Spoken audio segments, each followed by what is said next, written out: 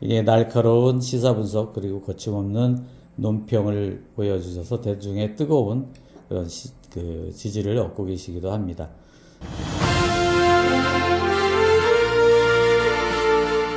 안녕하세요. 자, 오늘 용인신문이 만난 사람, 용신용담의 주인공은 사단법인 평화의 나무 김용민 이사장님이십니다.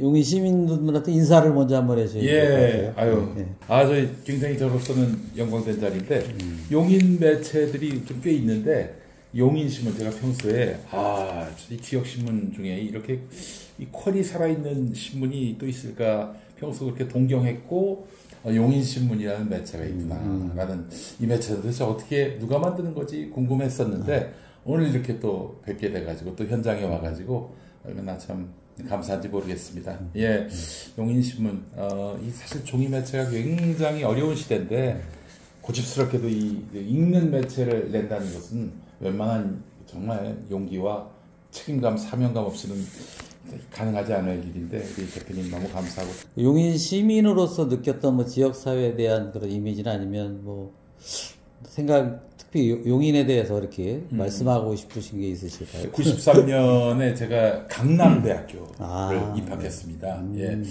사실 그 강남대라는 학교가 있었는지 처음 알았어요. 사실 지원하면서.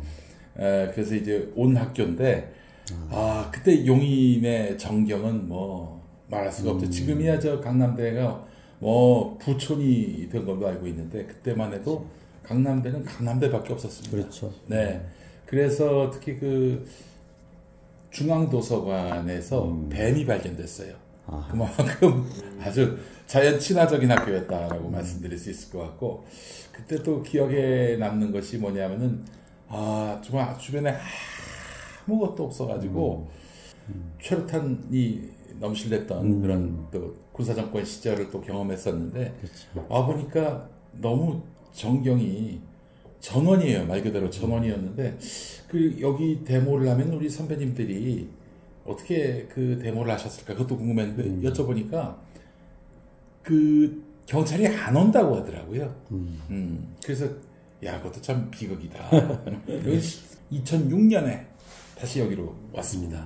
그래서 저기 수지 살다가, 기흥 왔다가 다시 지금 수지 살고 있는데, 그렇게 해서 한 20년을 용인에서 서울로 출퇴근하면서 용인의 발전상도 많이 봤죠. 아니에요. 저 사실은 그냥 집 한 채 있어요. 뭐 부동산 땅이 있는 것도 아니고 집 한 채 있는 거, 그것도 참 대단한 일이라고 생각을 합니다만은, 실거주 목적이고 뭐 용인에서 뭐 이런 뭐 부동산으로 재미 보거나 일도 없습니다. 일원도 제가 소득은 없어요.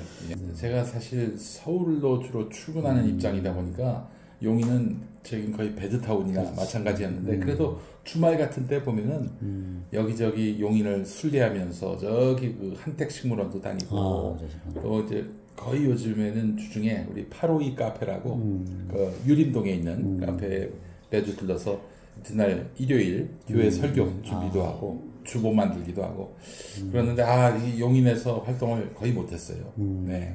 19대 총선이군요. 19대 총선 패배 책임자로 전국적으로 낙인이 찍히는 바람에, 그렇죠. 그래서 제가 하여간 너무 면목도 없고, 우리 유권자분들께 또 민주당 지지하셨던 분들, 또 당시 또 제가 나는 꼼수다 하면서 활동을 했던 우리 구독자분들께 너무 죄송해서, 그래, 내가 그분들의 좀 응어리를 풀어드릴 수 있는 길이 뭔가 생각해 봤을 때, 탈당을 하고 정치를 안 하는 것이다. 뭔가 좀 너무나 많이들 상처를 입으셔가지고 안 되겠다 싶어서 제가 그냥 정치를 그만두는 걸로. 그렇지만 뭐 지금은 꼭 출마는 아니더라도 광의의 정치를 하고 있다고 생각을 하고요. 용인 시민으로서 정말 좋은 용인 시장을 만들어서 우리 용인 발전과 또 용인 시민들의 자긍심을 높이는 일을 좀 해야 되지 않겠나, 그런 생각은 갖고 있어요. 예.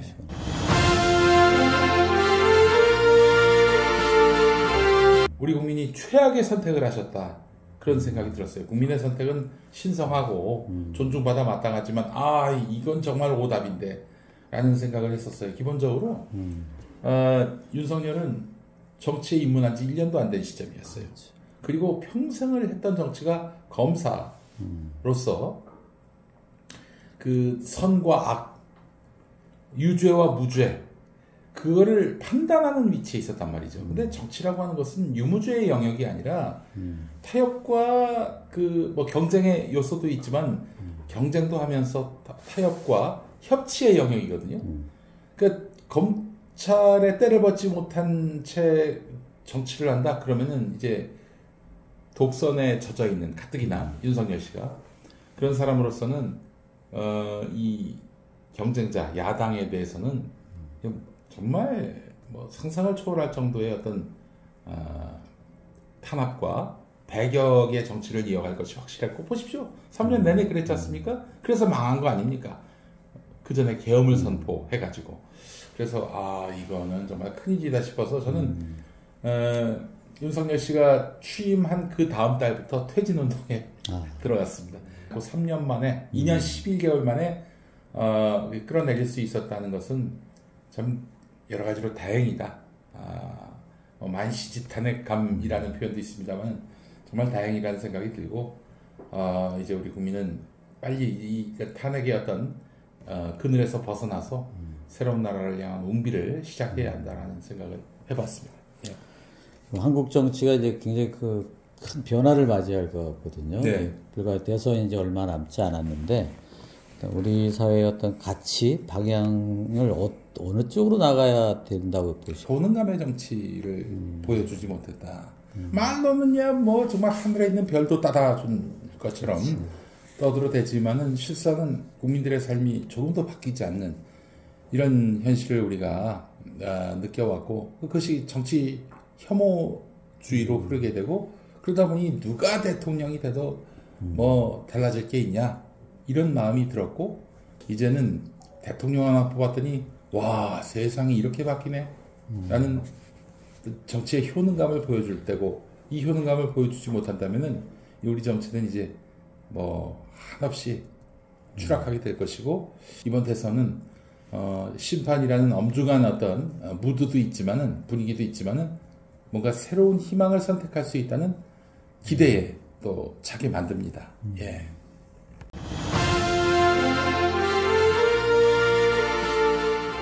새로운 일 도전은 못합니다.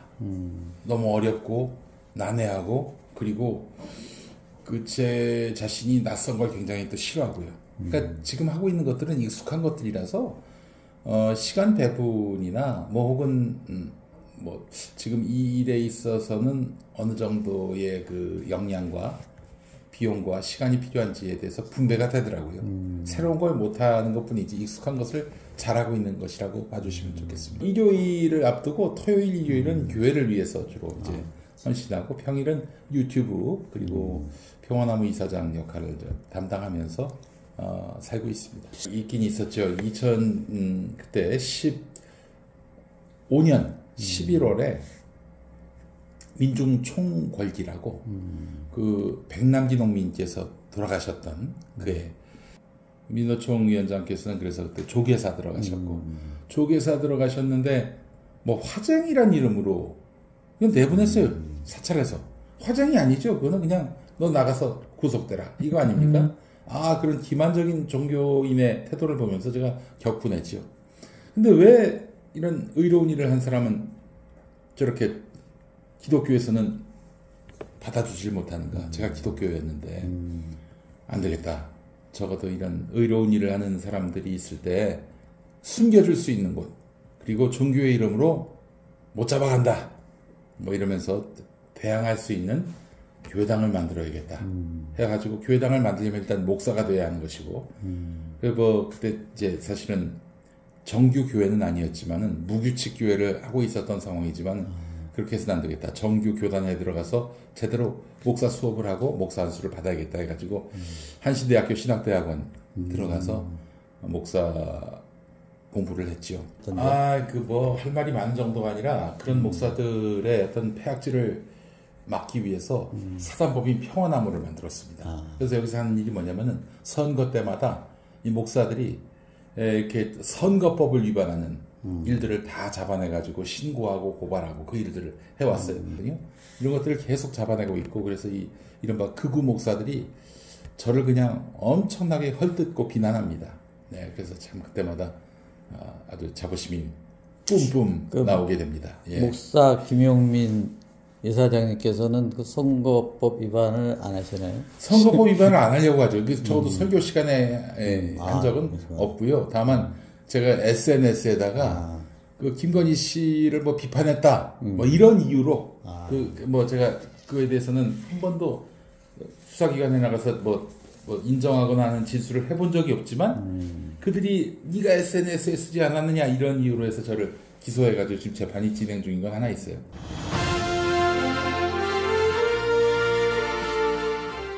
언론인으로서 가지는 그 가치, 신념 이런 거 따로 좀 남다르실 것 같아요. 그럼요. 그렇게 저 사장한테 덤비고 그것도 다 따지고 보면은 언론 자유를 위한 투쟁이었는데 언론 자유가 얼마나 중요한 것인지 그리고 하나는 종교 자본, 하나는 그냥 이 물질 자본에 의해서 언로가 막히는 이런 상황을 제가 체험하면서 이건 참 너무나 슬픈 일이다. 최근 들어서는 그래서 이 자본이 그래서 우리가 생각했던 거는 이 매체를 혹은 뭐 유튜브든 뭐 신문이든 그를 수용하는 사람들, 구독하는 사람들이 보내주는 후원금으로 운영할 때 그 매체는 가장 건강할 것이다라는 그런 믿음을 가져봤는데 그것도 아니더라고요. 이 극우 유튜버들을 보면은 이거 완전히 시청자들을 가스라이팅 해가지고 헛된 정보, 특히 달달한 이야기만 들려주면서 그럴 때 또 슈퍼챗이 날라오고 후원금이 날라오니까 이 사람들은 더 달콤하고 더 가증스러운 거짓을 만들어내는데 애를 쓰는 모습을 보면서 어떻게 이 건강하게 자본과 저널리즘이 상호 부조를 이루며 영향을 받되 공적 그 어떤 범주 안에서 서로 영향을 받을 수 있는 것인가, 어떻게 하면 그런 고민들을 많이 하게 되죠. 또 저 같은 경우에는 협동조합 중심의 그런 언론 매체가 재생할 수 있다면 좋은 모델이 아닐까 생각을 해봤는데 그 나름의 다 한계와 단점들이 있더라고요. 뉴스타파처럼 전문인의 영역이 따로 있으면서 후원자들은 후원자들 나름의 어떤 이런 운영자들, 저널리스트들과의 어떤 건강한 공존의 방법으로 지금 지속 가능한 그런 저널리즘을 만들어 나가고 있다고 그러는데 점점 레거시 미디어가 유튜브를 닮아가고 있습니다. 어느 매체든 이제는 중립, 객관, 공정 이 틀에 매이기보다는 결국에는 자기만의 어떤 색깔과 논지가 좀 명확할 필요가 있겠다. 그렇지 않은 매체들은 점점 그 힘을 잃어갈 수밖에 없다. 예나 지금이나 우리 변상욱 선배님. 변상욱 선배님 많이 아시지만 아무도 몰랐을 때 저는 그때부터 그분을 굉장히 CBS 오래 계셨죠. 존경했고 그건 끊임없는 자기 성찰과 우리 시대상에 대한 어떤 깊이 있는 역사 의식 같은 것들 이런 것들이 전제되어 있기 때문에 가능한 그런 그 평론가로서 그 저널리스트로서의 그런 관점이다.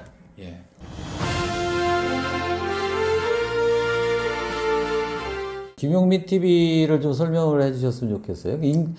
지금 구독자를 오늘 아침에 보니까 80몇만 정도. 81만에서 이제 2만으로 가려고 하는 상황인데요. 2018년부터 시작한 거예요. 그게. 유튜브는 라이브가 제일 중요하다. 그리고 소통이 또 제일 중요하다.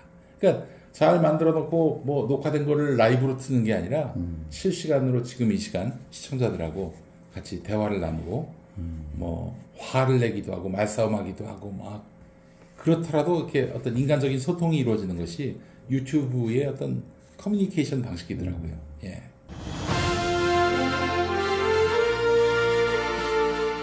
극단적 진영 논리가 굉장히 팽배하게 돼 있어요. 사실은 진보와 보수를 나눠서 한 가족들조차도 이제 극단의 어떤 사태들이 벌어지는 걸 많이 면문지화를 시키는. 그런 부분들이 또 목회자로서 보는 느낌은 또 다를 것 같거든요. 가장 큰 문제가 악마화죠. 자기들끼리 좋아가지고 그냥 진영끼리 나눠 먹고 이 차원이라면야 그게 해가 될 게 뭐가 있겠습니까? 근데 자기들의 어떤 그 입지를 굳히기 위해서 남을 악마화하고 끊임없이 그러거든요. 이건 사실 레거시 미디어의 역할이 매우 크거든요. 다른 세상의 모습, 나하고 생각이 다른 사람들의 입장도 들려주고 또 소통하게끔 만들어줘야 되는데 앞서 말씀드린 대로 이 레거시 미디어들조차도 길을 잃고 있는 상황이고, 호능감이 있는 정치를 펼치는 사람이라면 이 국론 분열의 문제까지 다 해결할 수 있다. 민생 문제에 있어서 정말 피부에 와닿는 어떤 정책을 펼침으로써 삶이 근본적으로 나아지는 그런 상황을 체감하게 된다면 공공에 대한 또 국가 공동체에 대한 신뢰가 생기게 되고, 이로써 우리 사회는 뭔가 이제 좀 새로운 전기를 만날 수 있지 않을까라는 기대를 해봅니다. 근데 만약에 그 기대가 그렇게 뭐 불발된다면은 이건 참 감당하기 힘든 그런 상황으로 또 흐를 수 있을 것 같고요. 방해는 안 했으면 좋겠어요. 방해는 안 했으면 좋겠고, 그리고 저는 무엇보다도 로컬 푸드라는 말이 있듯이 이제 로컬 시대로 가야 된다고 봅니다. 예.